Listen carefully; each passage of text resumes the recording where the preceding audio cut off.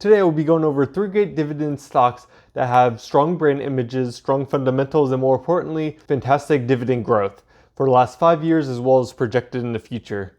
And these will be great to add in addition to any high dividend yield stocks you currently have in your portfolio. So let's jump in. At here sharing stocks that help you on your investing journey.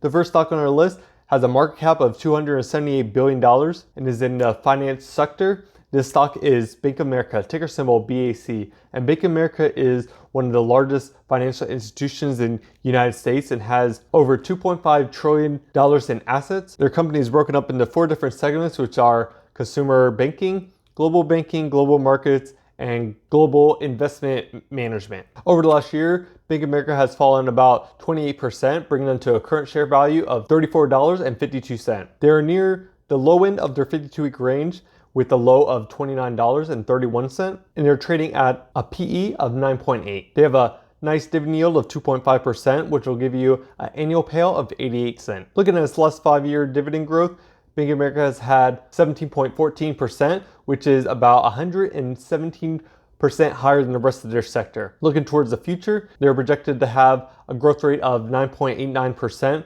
which is about 73% higher than the rest of their sector, which is great to see for Bank of America. Wall Street analysts are considering Bank of America as a buy right now with the average share price of $41, which will give you about a 19% upside. Over on the income statement, looking at its revenue, because they hear that compared to the last couple years, they are increasing, moving back to the current values they had prior to 2020, which is great to see that they're having a rebound from the last 2 years. Right down here at the net income, they have had a drop in net income based on last year. However, it is a big increase from 2020, about in line with what they had prior to 2020. So are getting that rebound and starting to get back into normal range. As for earnings per share, we do have a drop from last year. However, it is a nice increase from what we had prior to 2020, which is a good sign that they are moving back in a positive direction. As far as shares outstandings, the last couple of years, Bank of America has been buying back shares, which is great to see, especially since Bank of America has been at a discount over this last year. Are buying back shares year over year, which is great to see.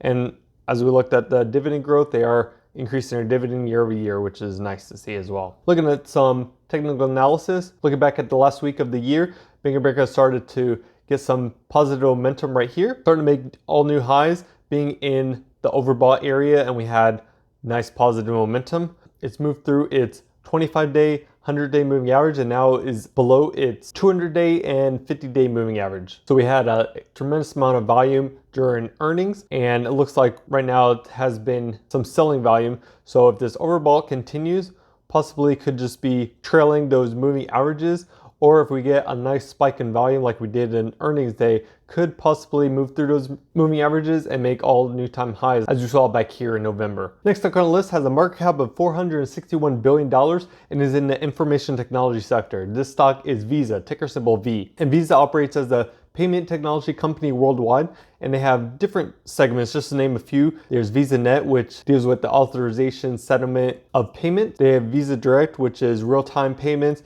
and also Visa DPS, which deals with fraudulent claims and dispute management. Over the last year, you can see that Visa has increased by 3.75%, bringing them to a current share price of $223 even. They are moving close to their 52-week high, which was $235, and they do have a high PE of 26.96, decent dividend yield of 0.81%, which will give you an annual payout of $1.80. Over the last 5 years, Visa has had growth of 18%, which is about 91% higher than the rest of their sector. And looking in the future, they're projected to have growth of 13.97%, which is about 76% higher than the rest of their sector, which is great to see. Wall Street analysts are considering Visa as a buy right now with the average share price of $248, giving you about 11% upside. Over on the income statement for Visa, looking at the revenue, you can see here that they are bouncing back from the lows they had in 2020 and a nice increase of what they had prior to 2020, which is good to see, a nice rebound there. Down here, the net income, just like the revenue,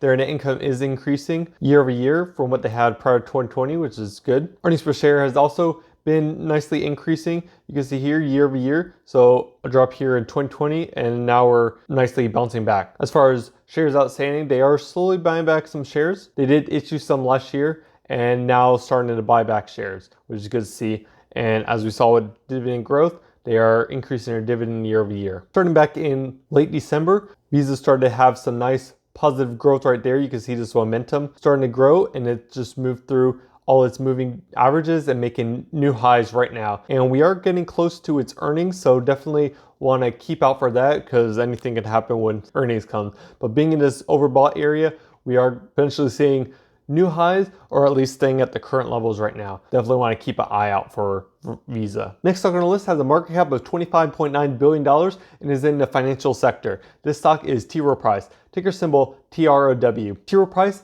is publicly owned investment manager, and this firm provides services to individuals, to institutional investors. It also launches and manages fixed income mutual funds. Now, over the last year, T. Rowe Price has fallen about 33%, bringing them to a current share price of $118.64. So T. Rowe Price is below its midpoint of its 52-week range with a low of $93. They're trading at a nice PE of 14.85, a very nice dividend yield of 4.05%, which will give you an annual payout of $4.80. Over the last 5 years, T. Rowe Price has had a growth rate of 16%, which is over 100% of the rest of its sector, and projected growth rate is 11.49%, which is about 100% higher than the rest of its sector.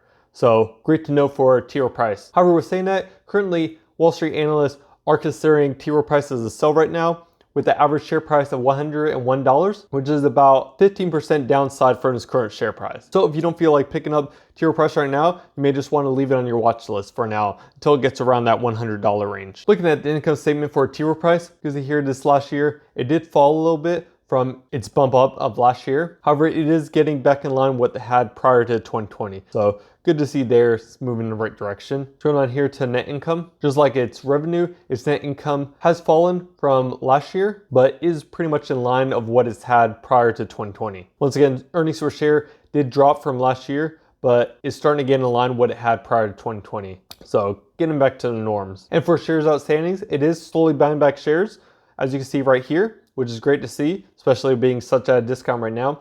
And as far as its dividend, you can see that it has been growing its dividend year over year. Over here, it's the technical analysis. You can see here, late December, T. Rowe Price pretty much been hovering around this $109, $110 range. And starting at the beginning of the year, T. Rowe Price started to get some momentum, moving upwards in positive direction. You can see here positive momentum and moving through all of its moving averages. So right now it's bouncing between its 50-day and 200-day moving average. So if this upward trend continues and we continue seeing positive momentum, we could possibly stay hovering close to this 200-day moving average, or with enough volume break through this moving average and continue making new highs as we saw back here in November with being above its 200-day moving average. So I'm going to keep an eye on T. Rowe Price right now. If you enjoyed the content and learned something new, let me know by smashing the like button. Helps grow the channel and also spreads the video to other investors such as yourself.